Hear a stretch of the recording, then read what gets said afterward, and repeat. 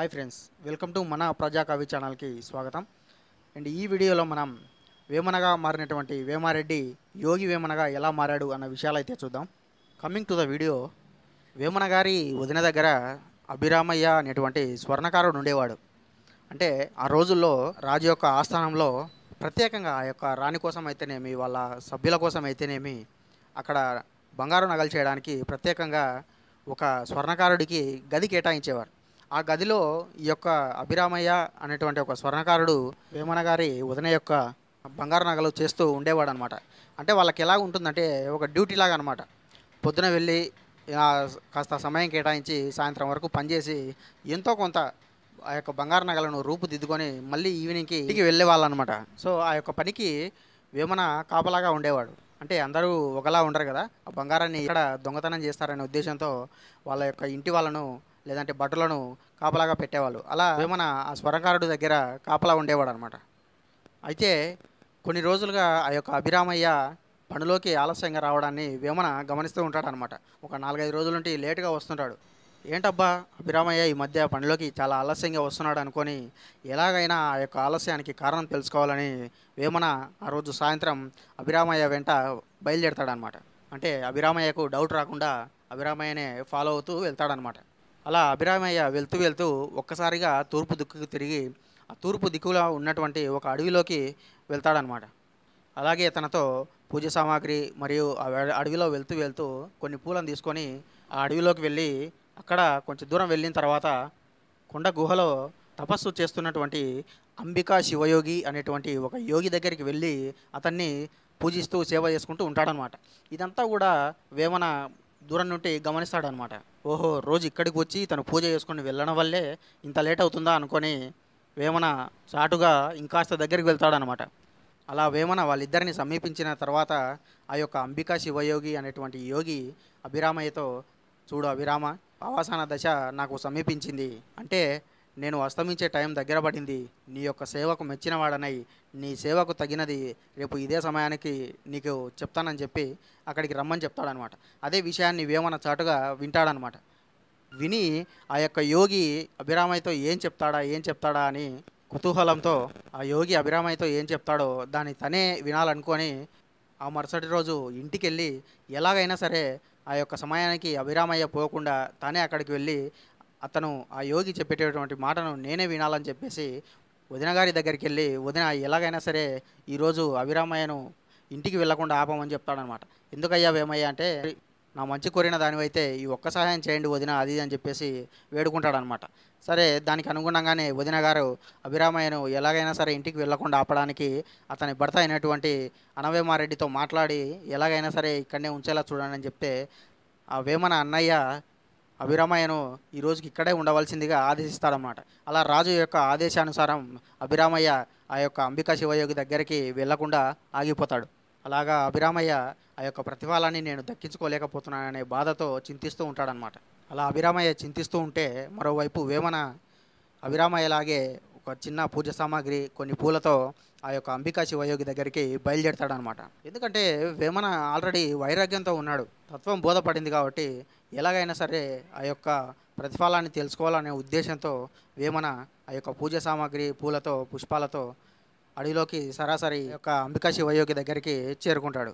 ఆ యోగి దగ్గరికి చేరుకున్నటువంటి వేమన ఆ యొక్క యోగిని పూజిస్తూ ఉంటే ఇంతలో ఆ యోగి కళ్ళు తెరిచి, నీవు ఎవరవు నాయనా అని అడుగుతాడనమాట. అలా అడిగినప్పుడు వేమన, నేను అభిరామయ్య శిష్యుడను, అతనికి రావడం కుదరలేనందున నన్ను పంపించాడని చెప్పి అబద్ధం చెప్తాడు. అలా చెప్పడంతో ఆ యోగి ద్రివ్యదృష్టితో చూసి ఈ వేమన అబద్ధం చెప్తున్నాడని తెలుసుకొని కాస్త కోపగించుకొని తర్వాత మళ్ళీ శాంతంగా ఆలోచించి, అయినా మనం ఎన్ని అనుకున్నా కూడా ఒక్కోసారి ప్రతిఫలం ఎవరికి దక్కాలో వాళ్ళకి దక్కుతుందనుకొని తెలుసుకున్న యోగి, రానాయన, ఈ యొక్క ప్రతిఫలానికి అర్హుడవు నీవే అని చెప్పి నీకు ఒక మంత్రోపదేశాన్ని ఉపదేశిస్తానని చెప్పి ఆ యొక్క మంత్రాన్ని ఉపదేశిస్తాడనమాట. ఆ మంత్రంలో సృష్టి యొక్క రహస్యం దాగి ఉంటుందన్నమాట. ఆ యొక్క రహస్యాన్ని తెలుసుకున్నటువంటి వేమన ఆ యొక్క యోగికి సాష్టాంగ నమస్కారం చేసి ఇక సెలవు గురువారు అని చెప్పేసి అక్కడ నుండి ఇంటికి బయలుదేరతాడనమాట. ఇంటికి బయలుదేరినటువంటి వేమన సరాసరి అభిరామయ్య దగ్గరికి వెళ్ళి అతని కాళ్ళ మీద పడి, అభిరామయ్య నన్ను క్షమించవయ్యా అంటే, అయ్యో నేను నిన్ను క్షమించడం ఏంటయ్యా వేమయ్య, లే అంటాడనమాట. అనగానే, లేదు అభిరామయ్య, నీకు రావాల్సినటువంటి ప్రతిఫలాన్ని నేను దొంగిలించి ఉన్నాను, నన్ను క్షమించవయ్యా, నన్ను క్షమించానంటే తప్ప నీ కాలు విరవను అనేసరికి సరే లే అని చెప్పి వేమనను పైకి లేపుతాడనమాట.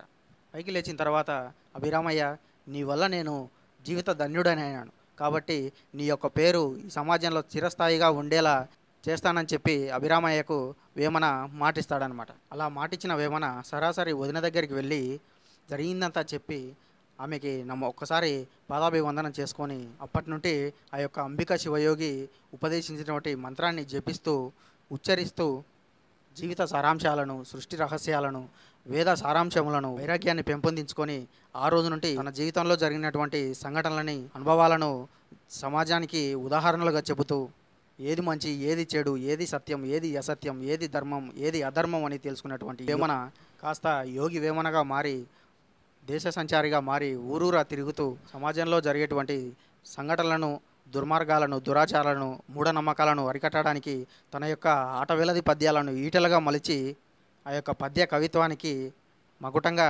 విశ్వదా అభిరామ వినురవేమ అనే మకుటంతో ఆ రోజుల్లో ప్రజల్లో చైతన్యం తీసుకురావడం జరిగింది. ఇక్కడ ఒక్కసారి మకుటం గురించి మాట్లాడుకుంటే విశ్వద అంటే అర్థం సంస్కృతంలో అంతా తానైన వారిని విశ్వద అంటారన్నమాట.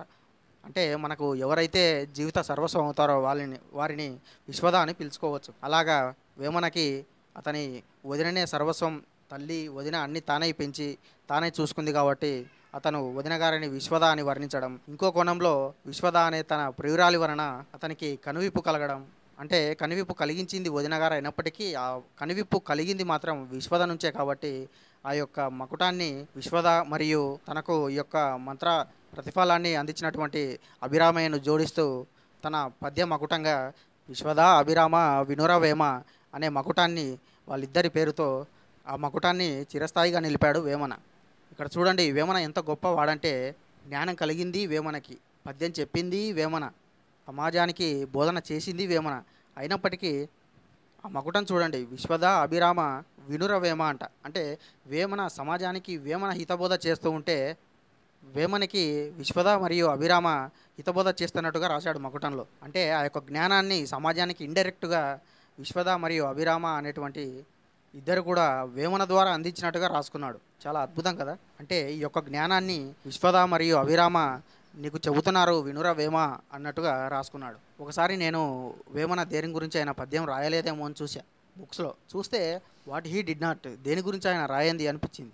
కులాలు, మతాలు, దేవుడు, సమాజంలో అసమానతలు, మనుషుల ప్రవర్తనపై, ఆత్మ గురించి, పరమాత్మ గురించి, మనసు గురించి, ఇలా ఎన్ని ఆయన రాయని పద్యం అంటూ లేదు, ఆయన రాయని అంశం అంటూ లేదు. దేని గురించి ఆయన రాయింది. మనకి ఏదైనా పలానా దాని మీద పద్యం కావాలి అంటే దాని మీద ఖచ్చితంగా ఉంటుంది. అంతటి మహాజ్ఞాని యోగి వేమన, తత్వవేత్త, సంఘ సంస్కర్త.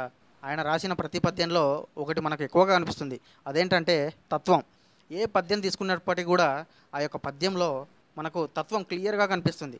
ఆ తత్వం ఏంటిది, ఎలా చెప్పాడన్నది మనం రాబోయే రోజుల్లో చెప్పుకుందాం. సో ఇది ఫ్రెండ్స్, వేమారెడ్డి వేమనగా ఎలా మారాడో చెప్పుకున్నాం.